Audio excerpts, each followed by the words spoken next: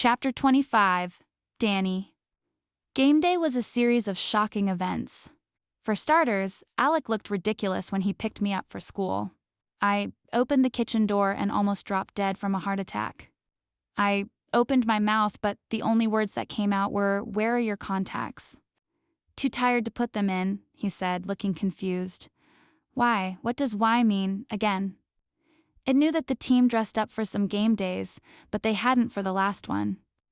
He'd worn joggers and a hoodie, for God's sake, so I wasn't prepared for this.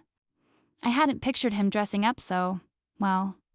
Alec was wearing perfectly tailored black pants that somehow showed off how muscular his thighs were, or maybe that was just my foggy brain still shocked by the change in him. He had on a nice belt that matched his very stylish dress shoes, and the gray cashmere sweater he wore clung to his pectorals and amplified just how hard and wide his chest was.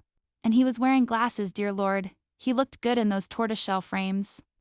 I remembered him getting contacts in 6th grade, but apparently he still wore glasses from time to time. It wasn't an exaggeration. It really wasn't to say he looked like he could be in a photo shoot for hot young businessmen. I wasn't comfortable with how attractive he was, and I could tell he noticed me looking. Damn it. So I said, "Your mom has the best taste." "What?" "I like your outfit," I said with a heavy dose of teasing condescend scion. "It looks like Mommy got you really nice church clothes." His mouth slid into an arrogant smirk and he shook his head. "I know I look good. Don't be a little shit." "So humble," I muttered, going around his big body because one couldn't look at him for another second. My cheeks were hot and I felt unaccountably nervous, and the feeling didn't get any better when I nearly broke off the car door handle. Psst. I yanked, but it was still locked. "Can you please unlock the door?" I asked with a sigh, glancing at him over my shoulder. Only he was right there, much closer than I'd thought. My eyes met his, and 1,000 images of him kissing me in that very driveway slammed into me. It might have only lasted for mere seconds. But God, I could still feel his big hands tangled in my hair and see the intensity in his dark eyes as he'd lowered his face, as his mouth had landed on mine. He cleared his throat. "Gab." I jumped a little and said, "God, it's freezing out here." "Yeah, let's go," he said, unlocking the door and quickly walking over to the driver's side. Could feel the awkwardness between us, like every moment together was edged with tension, inflated, and I had no idea what to do with it.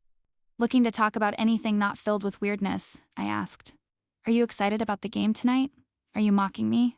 he asked as he started the car. "No, I mean it," I said, watching out the window as he backed out of the driveway and started driving. He was so serious about hockey that it bad to stress him out. "How do you feel on game day? Are you excited or nervous? Listening to pump-up music in your headphones while playing air guitar in the locker room? That sort of thing?"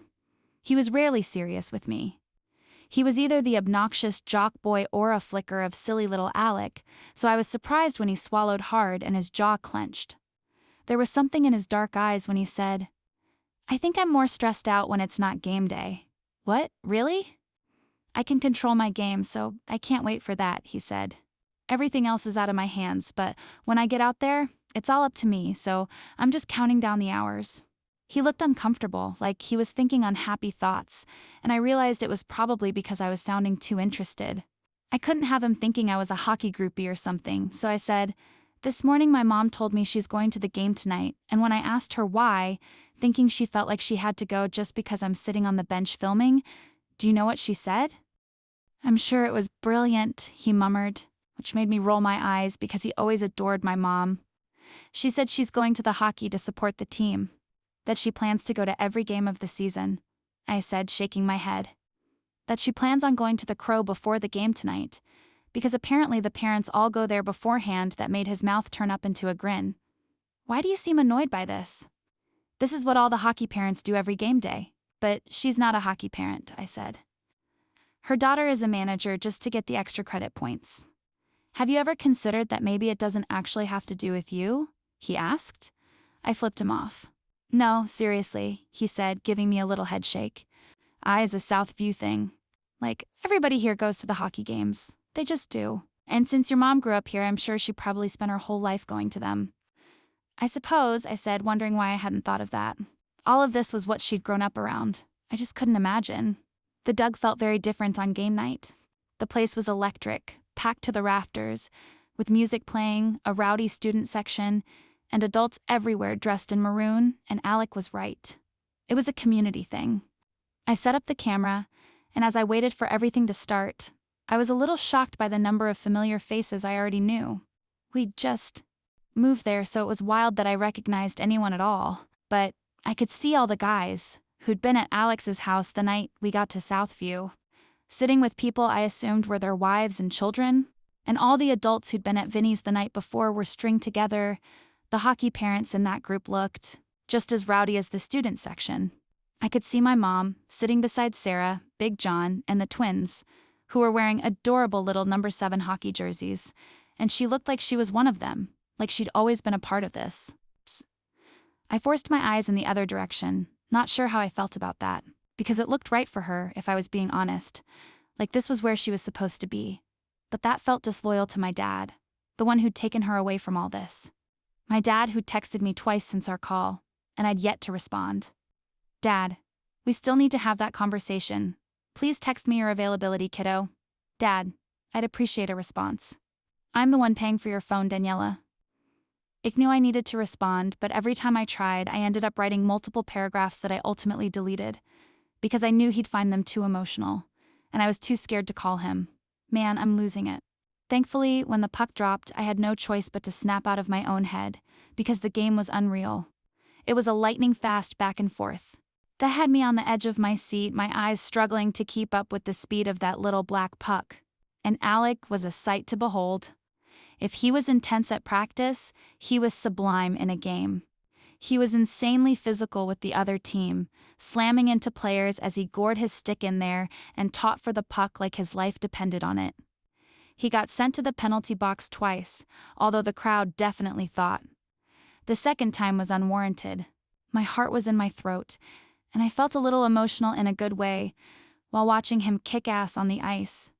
I was proud of my little friend Alec, who was a certified hockey god. Southview won by 2, and Alec had 2 assists in addition to a goal that made me scream so loud my throat hurt.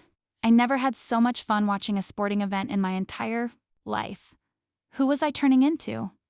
After the game, I found my mom near the locker room with Saran, Big John, the twins, and a couple of John's friends. "What did you think of your first game, kid?" Big John asked, and one found it adorable how huge his smile was. My entire life he'd always reminded me of a happy Santa, and this was no exception. That was one hell of a match. I kind of loved it, I admitted, and Alec was amazing. It's tough to reconcile the kid who used to take 3 naps a day with this badass hockey player. One day he was wasting hours of his life playing video games, Sarah said, her arms full of the big blanket she was holding, and the next he wanted to spend every waking moment on the ice. "So, are you his lucky charm?" A tiny woman with cute brown eyes and curly black hair and the most adorable northern accent tasked the question, and she was giving me a sweet smile. I looked at the guy next to her and remembered the Melon and Gary. Big John's parents, Alec's grandparents. Asterisk. Asterisk Dub, you've been talking about how this season he's playing better than he ever has, she said. So we're wondering if maybe that's because of you. Woo news traveled fast. I was pretty sure Grandma Ellen's time. Line was off, but it tipped in our favor, so I'd take it. Hooked at Sarah and John and my mom, and they were all watching me with cheesy smiles. "I think he's just really good at hockey," I said, shrugging because I didn't know what else to do. "Yeah, there is that," my mom said, throwing me a wink. Players started coming out of the locker room, and I couldn't help but think how sweet it was the way everyone's parents were waiting around to say good job. There were also a couple of news reporters standing on the edges of the crowd, and they definitely started filming when Alec walked out. But dear God, my heart flipped all the way over when he exited the locker room, looking somehow better in his dress clothes post-game, with shower-dampened hair than he had before. His gaze landed on me, and his mouth slid into a smile that was dangerously swoony. What is happening to me? Dark brown eyes all over my face. He didn't glance at anyone else as he headed straight in my direction. Pull it together, Collins. From the Alec Conley universe I'd drifted away to. Want me to take your stuff? John asked, his voice bringing me back. Nah, I'm going to go home and change before heading out, Alex said. Everyone started talking hockey then, gushing about how great Alec had played while also trash-talking the referees, and I just watched the show. I'd always rolled my judgmental eyes about the jocks at every school I attended, walking around with their chests all puffed up because they knew how to throw a ball really far. But I'd never thought about their parents, or their uncles, or their neighbors. I looked around, and little groupings were all over the place, people bunched around their respective hockey player. Moms dressed from head to toe in Southview gear, dads laughing with their buddies. It was not at all how I thought it would be. Was this a hockey thing or a Southview thing? You going to Richie's? Big John asked. Yeah, Alex said before those deep brown eyes found mine. You should come to Richie's, Collins. I'm sure Cassie'll be there.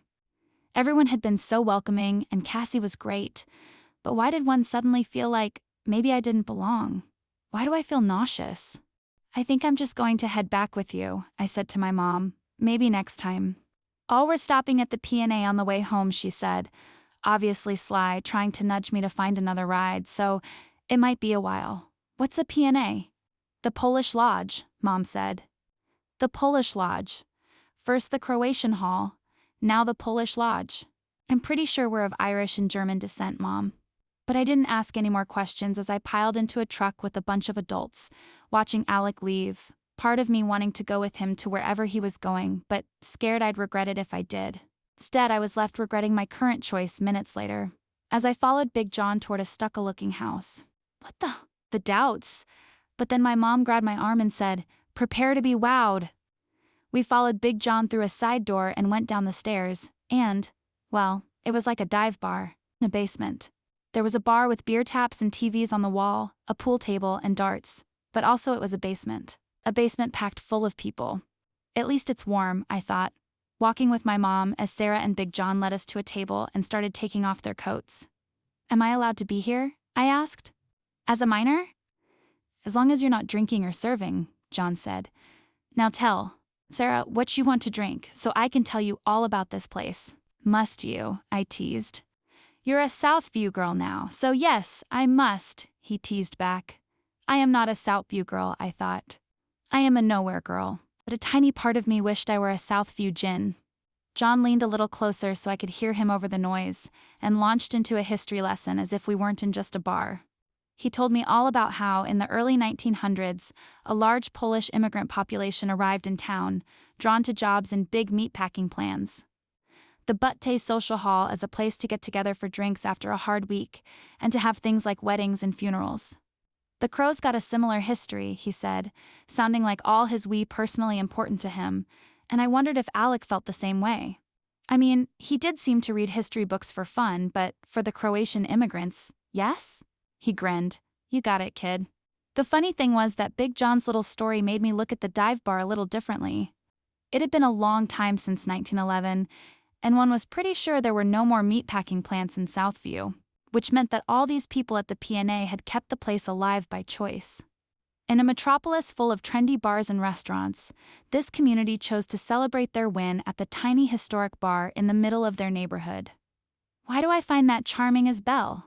Well, hi Danny, I heard, and when I turned around, it was Jessie Osman, the coach's wife, whom I'd met at the team dinner but hadn't really talked to. And standing beside her but rocking to someone at the moment was Kark Och himself. I immediately felt panicked because I'd actively avoided eye contact with the man after he'd seen me groping his half-naked detensman.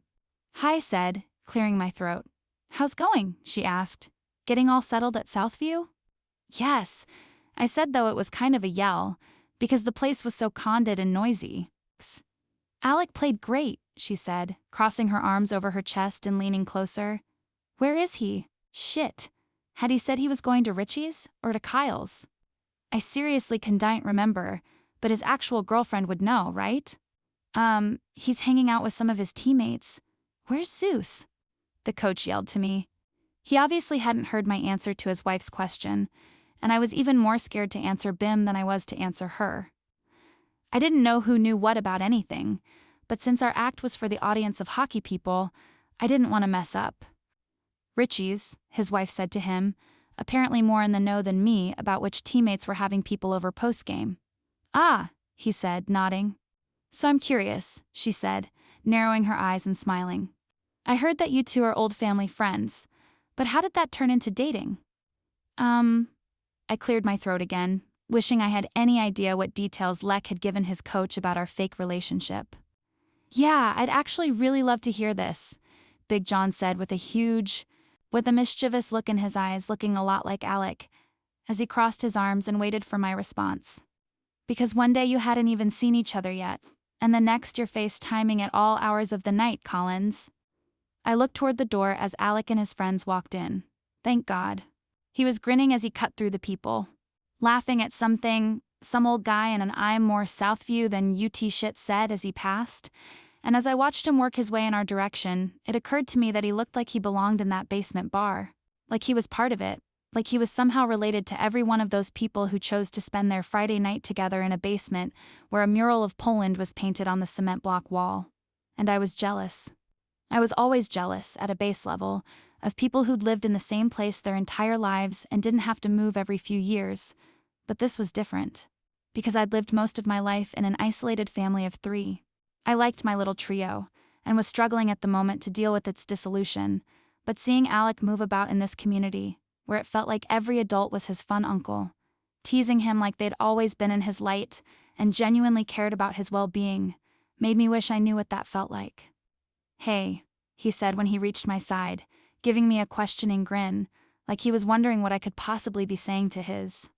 Hey, yourself, I replied, snaking my arms around his right bicep, and giving him what I hoped looked like a girlfriendy grin. Your timing is perfect, because Mrs. Oz was just asking me how we went from old childhood friends to dating. Yeah, he grinned down at me like he liked this, though I wasn't sure which this he might like, to be honest. Yeah, I said, and I want to hear your version. Bet you do, he said, and then he winked.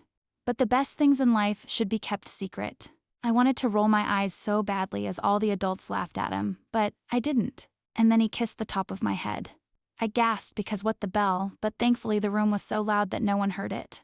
Alex's eyes shot to mine and were unreadable as he watched me, and I cleared my throat and tried to look calm, but I was shaken up by the fact that his stupid little kiss, all part of the act, had felt natural, like it was something he'd done before. Which he hadn't, right? God, I'm losing it. I wonder if you still suck at darts, I said abruptly, desperately needing to untangle myself from him and get a little breathing space. You little shits used to fill my wall with holes when you played with my metal-tipped darts, Big John said with a laugh. I wonder if you're still a sore loser, Alec replied, the cautiousness in his gaze disappearing. Come on. He grabbed my hand and led me over to the dartboards, and when we stopped, he turned and asked, Do you actually want to play dang, or were you looking for a rescue? Oh my God, Alec, I was freaking out, I said, letting my bread, when his wight started asking me to tell the story of us.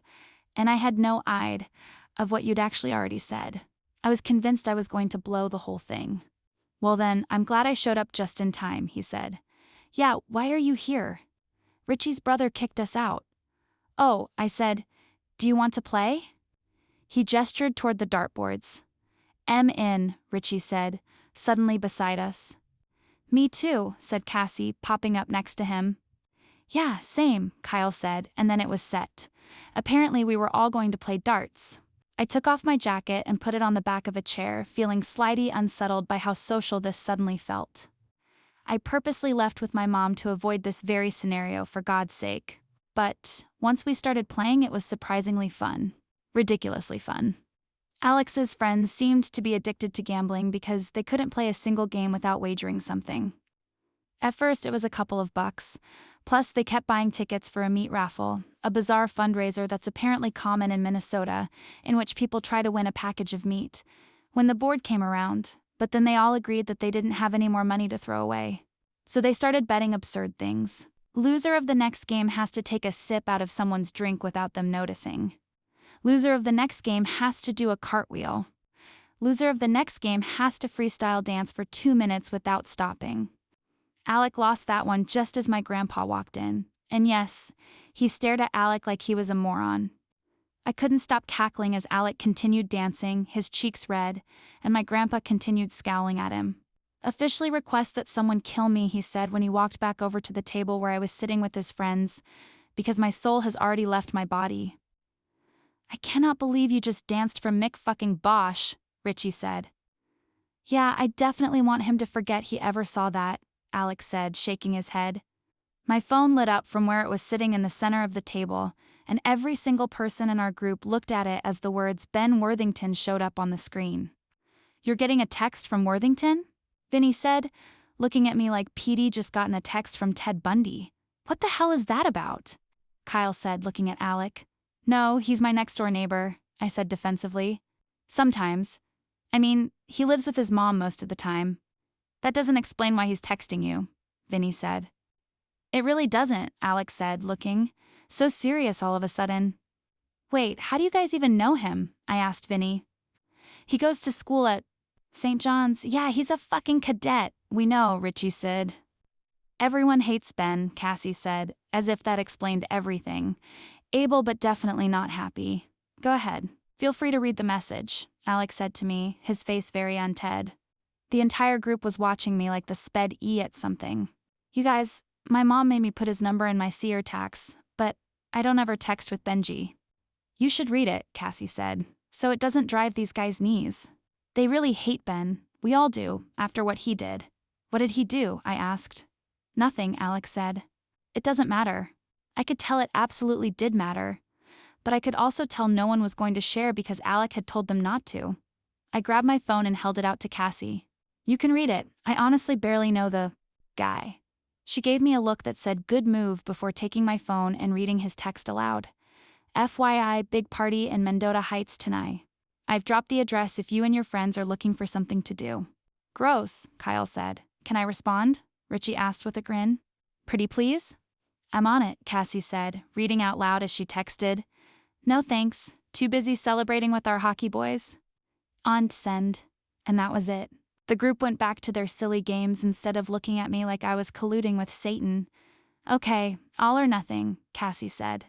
Loser of this last one is at the mercy of the winner of this game. Everyone let a collective ooh, as if this was a very big deal. All I knew was that I did not want to be the loser. And I wasn't. But my fake boyfriend was not so lucky. He was the loser, and Richie the obnoxious was the winner. Zeus, Zeus, Zeus, Richie said, grinning as he looked at Alec. I giggled, which made Richie look at me. His mischievous grin kicked up a little higher as he looked back and forth between the two of us, and a niggling of unease settled into the pit of my stomach. I dare you to kiss her for 30 seconds, he said to Alec, pointing at me. Right here, right now. What? I said, or kind of squealed, actually. No, no, no, no, no. How is that a punishment? Alex said casually, as if he really were my boyfriend and didn't understand the stupid request. I actually like kissing her, and though I appreciate you thinking of me, I don't understand why you'd choose this as my punishment. He was so cool that I almost believed his act. But Gab, what the hell? I'd barely recovered from the driveway kiss, and that had only lasted a heartbeat. I wasn't sure my heart could take a real kiss. Also, I was not about PDA. No, thank you, Richie said. I dare you to kiss her right here. Yes, I got that part, Alec interrupted. Where you are directly in a certain someone's line of sight. The entire group turned their heads in unison and saw my Gramps sitting at the table just behind ours, his chair directly facing us, supremely proud of himself. Where Mick Bosch can see you, Richie said, smiling like he was. I don't have a death wish. No way, Alex said definitively, looking offended by the Sugsian. But you lost, Richie said. Rules are rules. I don't care, I'm not doing it, Al insisted, which understood, but it also made me feel a little rejected for no intelligent reason whatsoever. Come on, you wimp, Kyle said quietly. What do you think is going to happen? He's going to punch you in the face? You played your ass off tonight, and we need you for the postseason. He won't do dick. So why do you want me to do it then, Kyle? Alec asked. Why do you care? I expected Kyle to say to show you have big balls or something stupidly macho, but he said with the utmost sincerity, because you've never reneged on a game challenge before. Can't start now. Not sure why you're even questioning it, to be honest. Kyle's eyebrow rose and Ale's mouth closed as if what Kyle said was worthy of consideration. Zeus doesn't back out on anything. Hasn't ever. Period. Aren't you worried about messing up the team's mojo? Richie pressed on. As if that reaction weren't weird enough, the rest of the group all nodded as if this was something important that needed to be factored in, and they collectively said, "Ooh. Wait, what does that mean?" I asked. "Zeus here, our captain, hasn't reneged on a game challenge the entire time we've been undefeated," Kyle explained. "He can't start now when we're looking at the tournament, when we have a legitimate shot at finally going all the way." "It's true," Cassie added. "We've made the state tournament more than any other team in the state, for years, and now the odds are in our favor. Why is it suddenly getting so bivvy and beer?" I looked at the group around me, their faces were as serious as ever. "You aren't kidding, are you?" I said, glancing back and forth between Alec, who wouldn't meet my eyes, and his friends, who were staring me down as if my decision was of the utmost importance. "She doesn't have to do it," Alec said to his friends, but he wasn't smiling. He looked uncomfortable as he threw me a lifeline. Seriously. I wanted to laugh, because it was ridiculous the way they were all behaving as if this were a logical concern. But I couldn't, because Alex's face was all tension as he watched me, and also my stomach was filling with raucous butterflies at the thought of what the punishment entailed. Kissing Alec. For 30 seconds. Here and now. I must have waited too long to answer because he glanced at me. I swallowed, then said, "We're not doing it." My mind was racing, my heart beating fast. Alex's eyes were pleading and my whole face felt like it was on fire. And before my brain could stop my lips from moving, I heard the words, "I think we have to escape," from my mouth. Oh, holy shit, we were doing it.